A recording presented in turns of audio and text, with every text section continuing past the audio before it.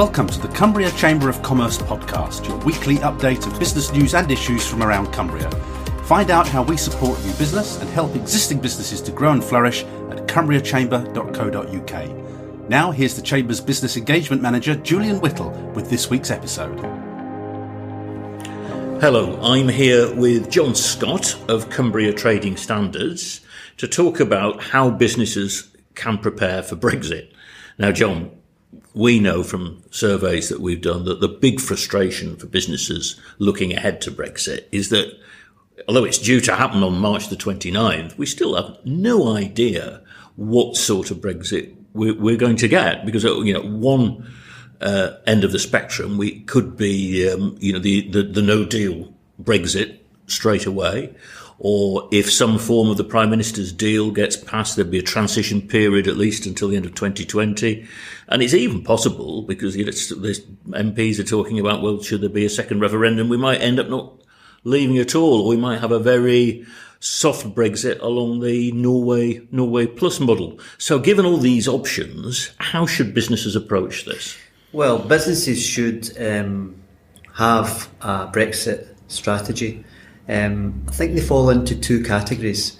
And the first category, obviously, is if you're trading within the UK, you've got less of a concern because UK statutory legislation will still apply for fair trading and for goods and services. So that's the positive aspect. But it still means that, still for that category, you want to think about as exporting, have I got other clients that you want to send goods to, and that's why I think a Brexit strategy with who are your suppliers, who are your clients, and obviously checking the government websites. There's lots of information there.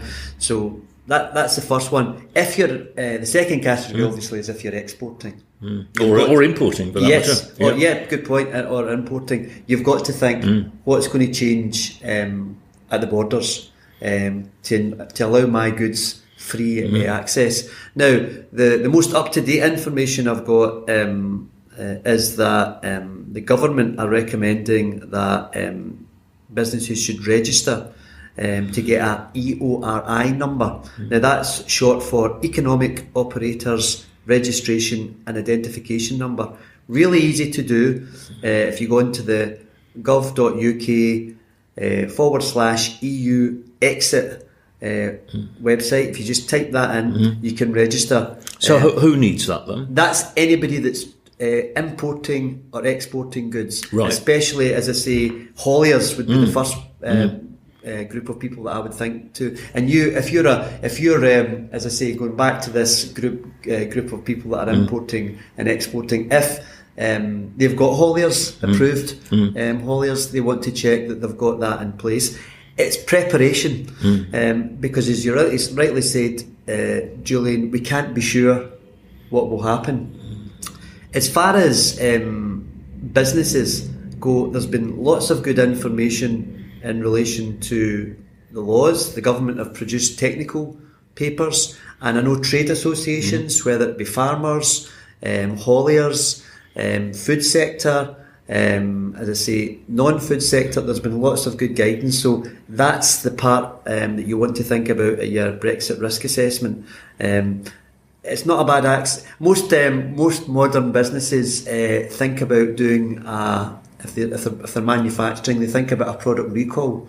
So having a strategy to get something back following a complaint is what we're used to, and having that kind of quality documentation is second nature to most businesses. So adding a Brexit risk assessment should be very possible. So is it worth doing a proper Brexit risk assessment, would you say? And what does that actually involve? Well, I mean, as I say, that on a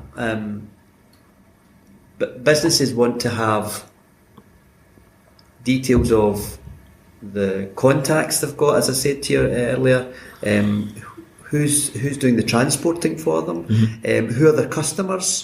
They'll already be speaking to overseas customers. And remember as well, the whole idea of Brexit, I suppose, was to open up markets. So it might mean that you might source from out with the EU. And as you know, most businesses go on price. So having a strategy of clients, transport, how the product comes into your factory, how it goes out, what you need, having that down in a quality manual is something that most businesses would be doing. So I don't think they need to do anything particularly different, but I would always have a strategy and have more than one. Hauliers a good example. You want to have at least 3 or 4 hauliers that you can count on. Right. As I say, that's if for example that one goes down, you've got another option. We tend to work quite closely with some of the bigger businesses who do source out with the EU. So as I said at the start, the ports will be the main area where there'll be a bit of noted differences, and I know that the registering for the operations number for movement makes sense, and also, as I say, we'll hopefully know the paperwork and the documentation. So having a folder, we'll go back again, having a folder, having your hauliers, having your clients, having your procedures, your contacts, should be something that most businesses would be able to do. And I think it's worth making the point as well that even if you're not an importer or an exporter, if you're in the supply chain or you're supplied by a business that imports or exports, you might find that there are Brexit impacts for you too. Yeah, I mean, from a trading standards legislation point of view, we've noticed already that some of the main product safety and food labelling information is going to remain very much as we have just now. Right. So that's to reassure businesses. So if it's product safety and it's got CE marking, we're going to have CE marking, and we're going to have a technical file to prove that product that you put on the market is safe for users. And again, food labelling legislation, we work very closely with Europe. I'm sure after Brexit, or if there's, as I say, if there's any kind of change to our relationship with the European Union, we'll still continue to do that. We will have our own subsidiary legislation, which will come in. The government's already put a lot of draft bills forward, so that we'll possibly drop the EU side of it to say UK. But the standards will be the same. There won't be. Yeah, I mean, somebody asked us from a weights and measures point of view if we were going to go back to pounds and ounces. And I said no. I think we're going to continue to operate metric. However, you might have, as I say, as we do have, if you're exporting to America, you're probably providing information in Imperial at the moment, because their systems are Imperial, and lots of. I'm always amazed with how businesses operate. The detail to make sure that their product is suitable for the marketplace is great. So the technical information is really fantastic. Obviously, technology's helped. I mean, as I say, as far as standards go, there is still international standards, and obviously we will continue to operate to those international standards, whether it's for product safety, whether it's for weights and measures, and whether it's for food. Just to give you an example, I know one of the issues was livestock, and somebody had discussed, would there be any issue with livestock coming in from Southern Ireland? Obviously, I don't think livestock comes in directly to Cumbria. It's out with the county, so obviously the border checks will apply to those ports. And again, it's just making sure that, as I've said, the hauliers, the companies that are getting the goods to your premises, or goods that have been taken away from your premises, have the appropriate paperwork. But that as far as the actual goods themselves, I don't think anything will change. I mean, what we were talking a minute ago about labelling, and I wondered what will happen to the EU protected designation of origin and protected geographical indication rules, which protect products. Cumberland sausage is an example, isn't it? That it's got to be made here. You can't make it somewhere else and call it Cumberland sausage. So will those rules still apply then? Yeah, it's the initial negotiations that these groups have had with these associations have had with the government, as they will. I mean, they will apply within the UK. We do a lot of work. We have done work for the Italians on things like Parma ham that's been sold locally, where we've had to advise them about the rules. And also, as you can imagine, for wine drinkers, Prosecco was one that, because obviously they protect that area and they want it to come. So we're the same for Cumberland sausage, and we will take guidance from the government once the statute's been published. But yeah, that should protect, and obviously it's protecting jobs, and that applies throughout the UK. So, but not in the rest of the EU. So they wouldn't be the same, would they? Or would they? Would be the same protections? As I say, until the statute's published, I'm sure if you're a business in France, you want to get some good working relationship with your UK counterparts, and I would imagine there might be joint arrangements in place. But we'll wait and see. But the main thing for businesses in the UK, because sometimes we don't have to step out the UK for people to abuse protected geographical indication rules, and we do work up and down the whole of the UK with environmental health and other partners such as DEFRA, the government department that deals with the description. So yeah, again, I can only say that it will apply, and we will adopt the policy once the legislation comes in. Okay. Do you anticipate any changes to the rules around trademarks and intellectual property? Well, trademarks law is international, as I say, and you've got to register with the Patents Office for your intellectual property rights. So if your product's from France, you've already registered with the UK Trademark Office, so that will continue. If for a business to ensure trademark law within the UK, that has to apply. So I think that's what will happen. There might be some products that, if they haven't done it already, we'll have to think about it. But trademark law in the UK, because of our statutory legislation to protect intellectual property, nothing will change there as far as I can see. And what about data protection? Because the general data protection regulation that came into force last year, that was an EU initiative. Will that change at all after Brexit? No, I think it will remain. As I say, the government seemed quite convinced that this was a step forward to improve consumers' rights. And as I say, the Information Commissioner will continue.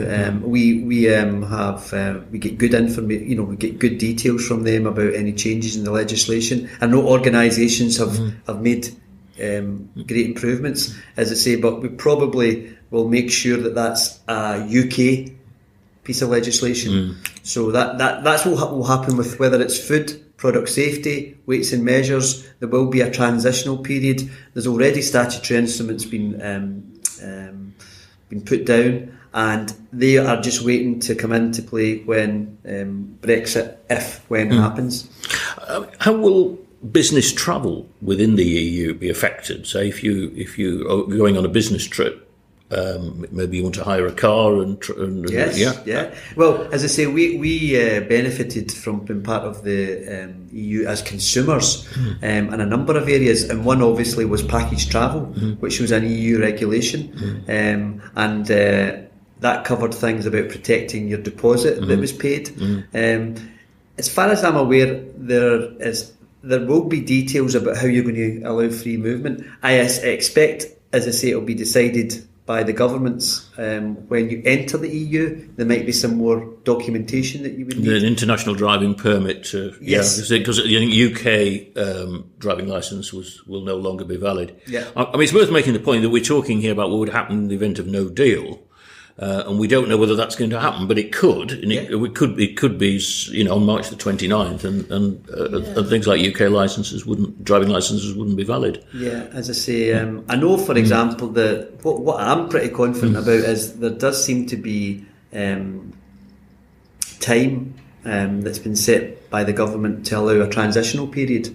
And that was, but we only get the transitional period if there's a deal. Exactly. Yeah. Well, this is why it's the whole thrust of this is to say to businesses, be prepared, and don't worry too much about the rules, as I say, because they're evolving, or they will evolve. It's fluid. But as plenty of the public commentators have made clear, the last thing that Europe and the UK want is not to have a relationship for the free movement of goods or services, but it will be different. There's no doubt about it that they will be different, as I say. But as far as consumers and businesses travelling, I'm sure as I say, there'll be a registration, and as you say, there'll be reciprocal agreements, because remember, we'll have lots of EU nationals who want to come over here, and I know they've already made it quite clear about for workers, as I say, getting registered already. That was something that's for EU workers who are already here, isn't yes, it? Yes, that's right. Yeah. And they can extend that, as I say, and or basically solidify that. And where are the best sources of information and advice for businesses on Brexit planning? Well, Julian, as I said before, the government have got a dedicated website, .gov.uk EU exit. There's lots of information out there. I would suggest businesses in Cumbria start off with the Chamber of Commerce as their first port of call. Have a look at their website. As far as ourselves and Trading Standards, we've already given out information to a number of businesses. If any business has any inquiries, if they contact us, we'll do our best to signpost them with as much information that we possibly know at the moment. Their own associations, I mean, there's lots of information out there with trade associations on what they should do, and they'll continue. And some associations are obviously